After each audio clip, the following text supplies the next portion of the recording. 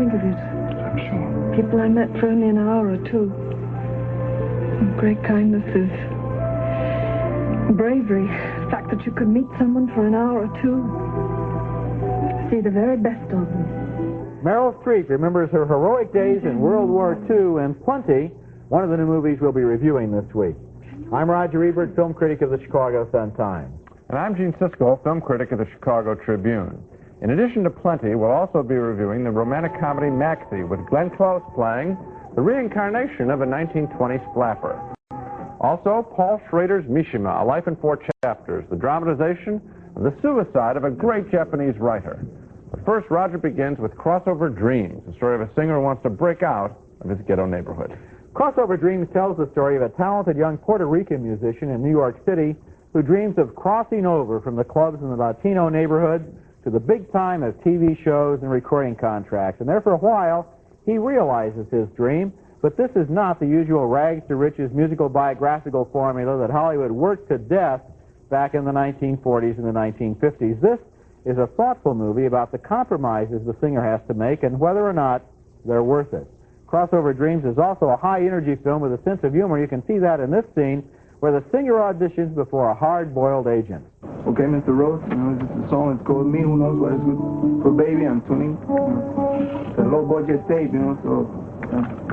okay, now. Oh, the chorus not there.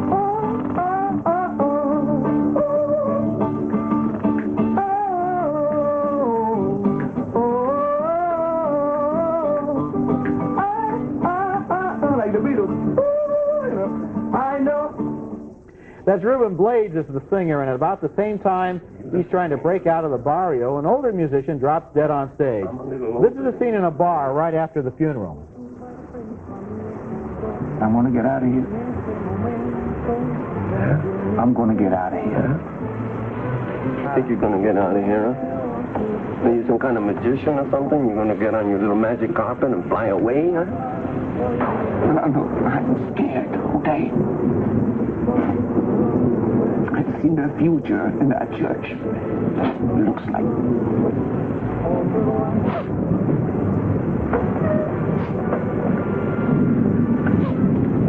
Drink your drink, man.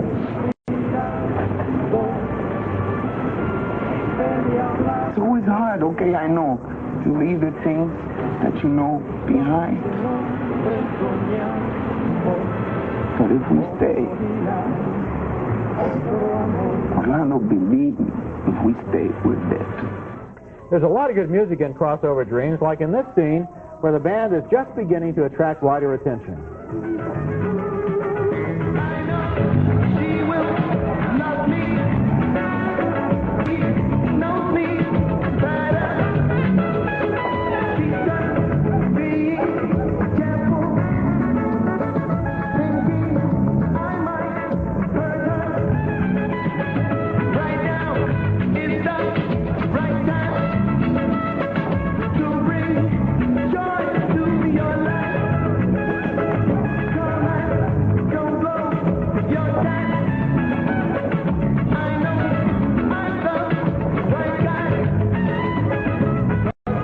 Ruben Blades, good actor and a good singer, too. Crossover Dreams is like a lot of different movies, all occupying the same space at the same time. It's a musical, and it's a story of a man who's blinded by his dreams of success, and it shows him at the beginning and at the top and at the end. It also suggests that if crossing over means doing what you think other people expect of you instead of what you believe in yourself, you may be crossing over to your own destruction.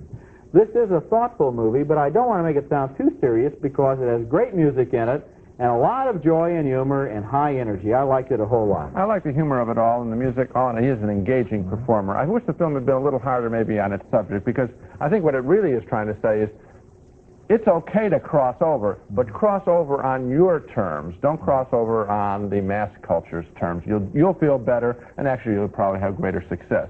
I think if the film had been a little harder on that point at the end, I thought the film went a little bit soft at the end. That was my only problem with it. It's a lot of fun. I'm not really sure that that is what they're saying. It almost seems to be a statement that the system will not allow you to cross over on your terms. In other words, you can't take your music and make it big. You have to to start and make their music big. Yes. And then if you fail, then they say, well, it was your fault. Okay, that's right. But, Roger, both you and I know that Reuben Blades has crossed over. The real Reuben Blades is the real singer, and he has crossed over. He's on the front of New York Magazine. That's called crossing over. Okay, well, then there's a little irony in there. Okay. You call it irony, I call it a little inconsistency. Other than that, though, it's a pretty joyful It's a real film. good movie. I enjoyed it a lot. It's opening around the country in the next 3 or 4 weeks or so. Coming up next at the movies, Glenn Close finds a 1920s flapper inhabiting her body.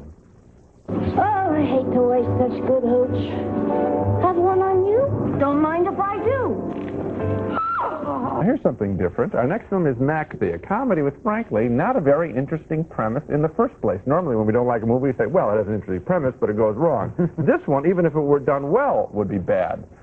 And it isn't done well. Glenn Close plays a San Francisco housewife married to Mandy Patinkin, a librarian, and their life together is quite dull until the spirit of a tough-talking 1920s flapper who once lived in their house starts to inhabit Glenn Close's body on occasion, quite against her will. For example, at a party attended by her husband's boss.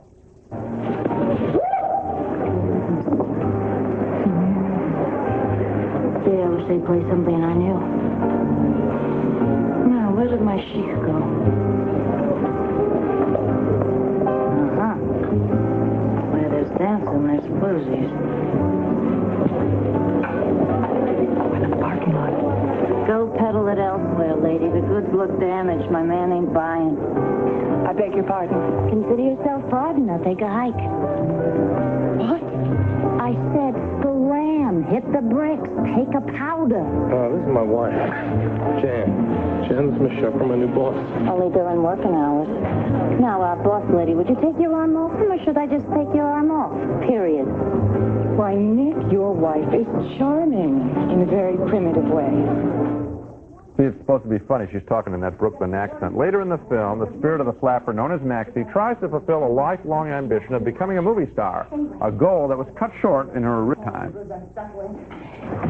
Wait, oh! What makes you think Jan's going to allow this? You're going to talk her into it. I'm going to strip and hit the sack. You want to watch? Damn it, don't do that to me. See?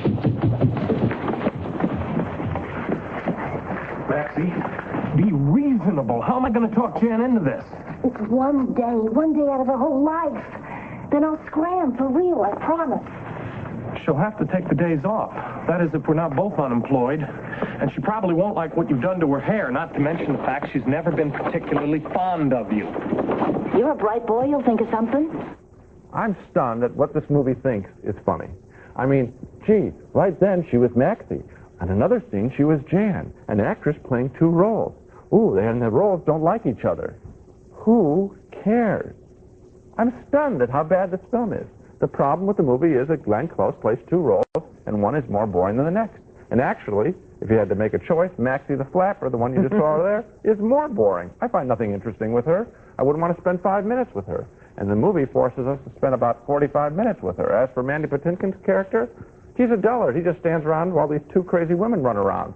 This is like one of those bad Neil Simon adaptations of one of his plays, but with the jokes taken out. There are no jokes in this film. I found absolutely no entertainment value in Maxie. I like the word you used, stunned. I was stunned, too. I was looking at the screen thinking this wouldn't even make it as a failed television situation. Yeah, that's correct. And furthermore, the actor, not only is it a gimmick, the actors seem to know it's a gimmick. There is no feeling that either Glenn Close or Mandy Patinkin believe that their characters are really in this dilemma. Now, you take Patinkin in the last scene that we just saw. He's about to go to bed with a woman who doesn't think that she's his wife. Now, aren't there some possibilities there? Right. Not in this movie. He's, oh, who are you now? Is basically his reaction to all of this. And then she comes around with all of her dumb response. It's really a bad movie. The only explanation for why these two fine actors, Glenn Close and Mandy Patinkin, terrific on stage on Broadway. Yeah. Why would they be in this? They must have gotten paid a fortune. There might be another reason. They might have thought it was going to be cute. They probably thought it was going to be one of those delicate, fragile, little 1940s Rosalind Russell type things. No. And it wasn't. Next at the movie, the story of a Japanese novelist who takes pleasure in killing himself.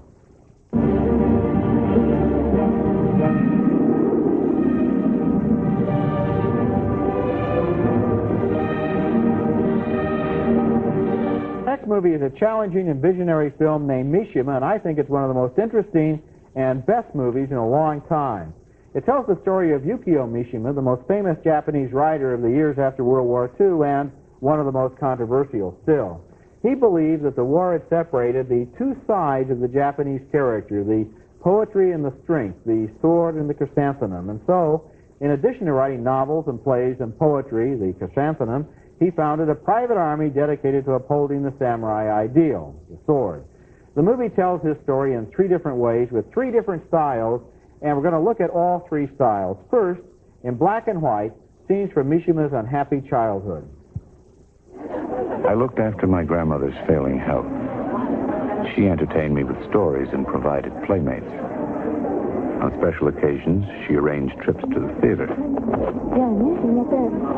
そんなにやたらに謝るもんじゃござんせんよ。武家の子孫ともあろうものが。おばあ様が子供の頃は、もうちっとは礼儀作法というものがござんしたのね。ほら、召し上がれ。でもまあ、こんな人混みの中で、まあ、坊やは弱いんだから。だけど坊やもやっと歌舞伎を見る年におなりだね。The film turns to color for highly stylized scenes from Mishima's novels. This is from his book Temple of the Golden Pavilion, and look at the spectacular effect of the sets by the fashion designer Iaiko.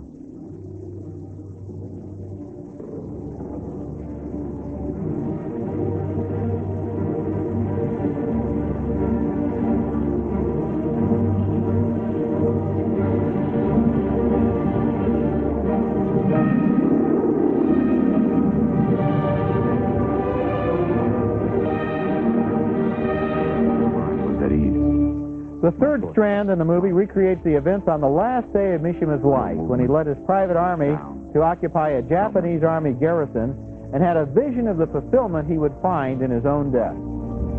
The closed cockpit and outer space were like the spirit and body of the same being. And this stillness was a beauty beyond words. No more body or spirit, pen or sword, male or female.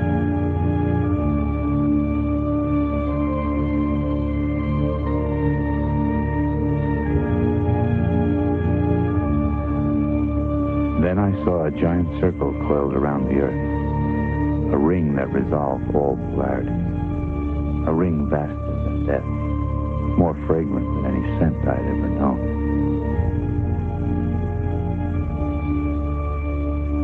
Here was the moment I had always been seeking. So then he goes ahead to give a speech to those soldiers. Those astonished soldiers who see the most famous writer in their country standing there on the rooftop talking to them. He tells them about the samurai ideal, and meanwhile, he has their general tied up inside his office.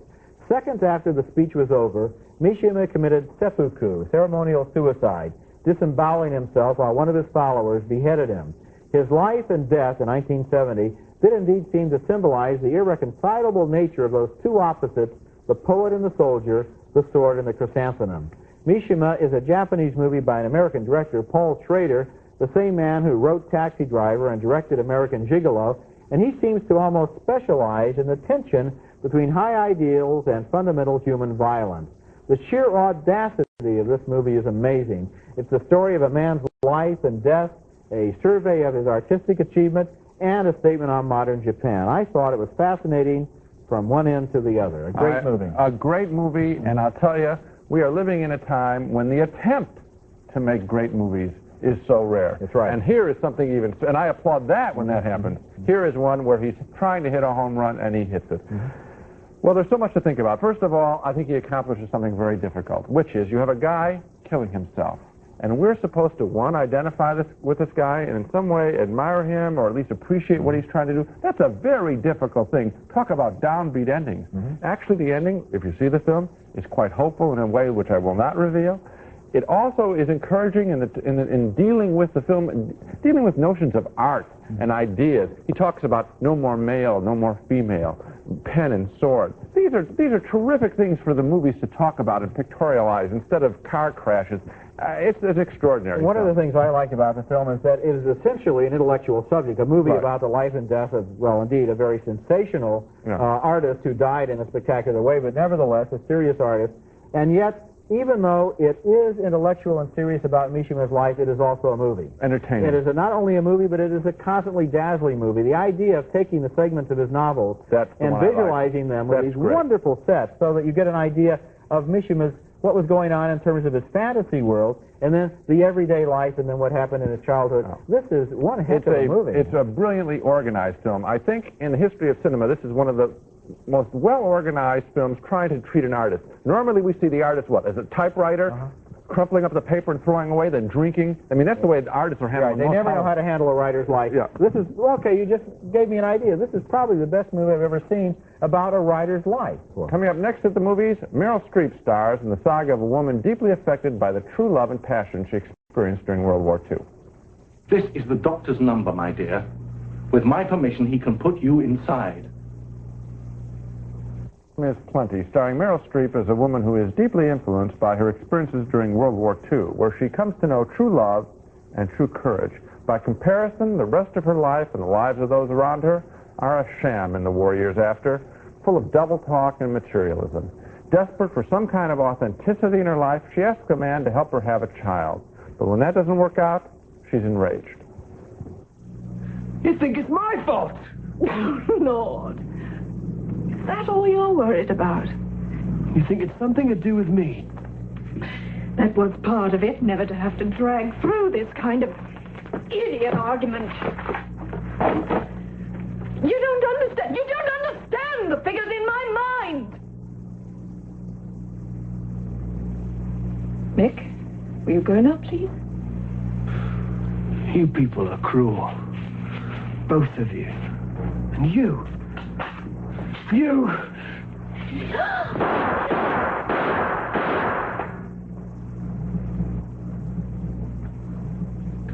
Now, years later, she settles for a marriage to a milquetoast diplomat. She's spiteful to him and to his colleagues, including Ambassador John Gielgud. No, we never really met, that's true. Nevertheless, before I go, perhaps I might be permitted to put you right on a point of fact. Ingmar Bergman is not a bloody Norwegian. He is a bloody Swede. Good night, everybody.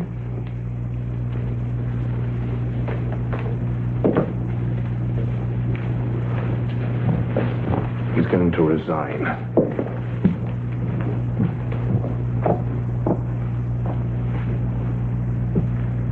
Oh, isn't this exciting, Fred? Oh, don't you think? I mean, isn't this thrilling? Everything's up for grabs. At last we will see some changes, thank the Lord. Now, I can get you more dinner. There is ham and chicken, and pickles and lettuce and tomatoes, and there are a couple of pheasants in the fridge. Ooh, and there's bottles and bottles and bottles of claret in the cellar. Why not? There is plenty.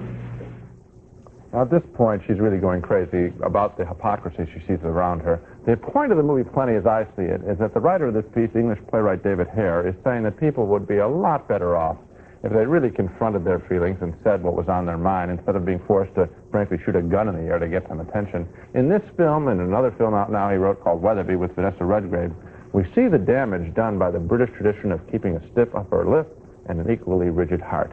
Plenty is a film that rambles on at times. I don't think it's as good as Weatherby, but the point that Hare is making still comes through. It's just a little more convoluted getting there this time. On balance, I like the film. I like the film a whole lot, too, but I differ with your reading of the film. I think this movie is about a woman who is emotionally unstable from beginning to end. She starts out as a freedom fighter in World War II, fighting against the Germans in France, and then theoretically, in peacetime, she's never able to find a role for herself as a woman or as a wife.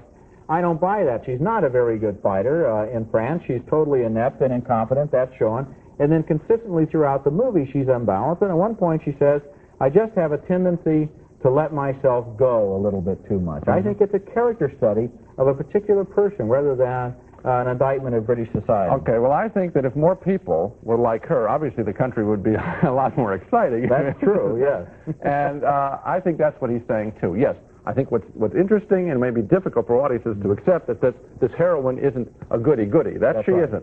But at the same time, I think that there is a good quality in her, and that is the speaking out while all around her are giving consensus thought. I don't even agree with you there. I think often when she speaks out, it's just to make trouble for people and to make their lives miserable. But anyway, can we agree it's a good performance, Meryl Streep? Yes, except in the beginning where I thought it was obvious she was with her accent. Okay, so we both like the movie, but we can't seem to figure out what part of it we like. Now let's take another look at the movies we reviewed on this week's program. We both voted thumbs up for Crossover Dreams, the high-energy story of the rise and fall of a Latino musician. I liked it more than Gene did. But 2 big thumbs down for Maxie, the limp and predictable story of a flapper reincarnated as a yuppie. It's too bad our skunk is on vacation. We both very much admired Mishima, Paul Schrader's brilliant and challenging film about Japan's most controversial modern writers. And 2 thumbs up for Plenty, with its wonderful performance by Meryl Streep as a woman who finds life meaningless after her adventures in World War II. And for all of the thumbs up this week, I think the 2 real biggest cheers are for Mishima. Absolutely. That's the one I want to see again. That's it for this week. Next time we'll review 4 more new movies, including Sweet Dreams, starring Jessica Lange, and the story of country singer Patsy Cline. Also, Marie with Sissy Spacek, and the true story of a woman who blew the whistle on corruption in the Tennessee prison system. That's next week, and until then, we'll see you at the...